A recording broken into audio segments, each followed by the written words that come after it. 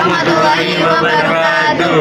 Perkenalkan, Aura di kelompok 7 akan mempresentasikan tradisi upacara adat kawinan. Perkenalkan, nami abdi Keisa Bastianada. Perkenalkan, nami abdi Nabila Zalafia.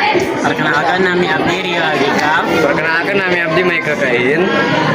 Tahapan sameme nikah pranikah ngaras artina nyuhankeun panghampura jeung resep dikolot sameme ngalaksanakeun nikah. Prosesna calon panganten biasana awewe ngabersihan atawa ngeuseuh suku kalotna minangka tanda bakti jeung kehormatan. Filosofisna ngarjakeun sangkan anak sok hormat jeung nikahnya ka kolot sameme. Tahapan akad nikah. Pelaksanaan biasanya dilakukan di imah pengantin awewe atau di masjid. Pakaiana, pengantin lelaki ngagem beskap Cirebon, sedangkan pengantin awewe ngagem kebaya panjang jeung kain batik mega mendung. Ciri khasna pengantin awewe make mahkota, biasana disebutna siger, minangka tanda kehormatan jeung keagungan. Tahapan sanggeus akad atau upacara panggih jeung resepsi. Panggih, temu panganten. Pasamuan resmi antara dua panganten sanggeus akad. Prosesna, panganten lalaki datang bari diiringi ku rombongan mawa kembang mayang tina janur. Duanana patepang di buruan. Tuluy ngalakukan balangan gantal atawa siri lontar daun sirih. Minangka lambang katresna.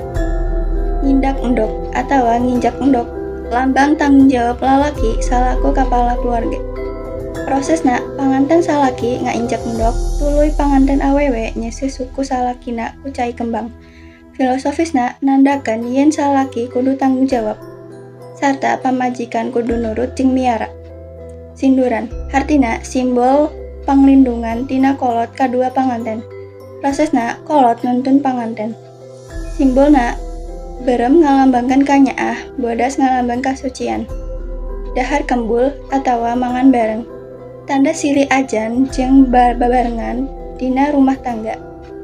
Prosesna, dua panganten dahar sapiring babarengan diksaksian ku kaluarga jeung tamu. Sungkeman ngahaturkeun nuhun jeung nyuhunkeun panghampura sarta restu ti kolot. Nilai filosofis adat kawinan Cirebon.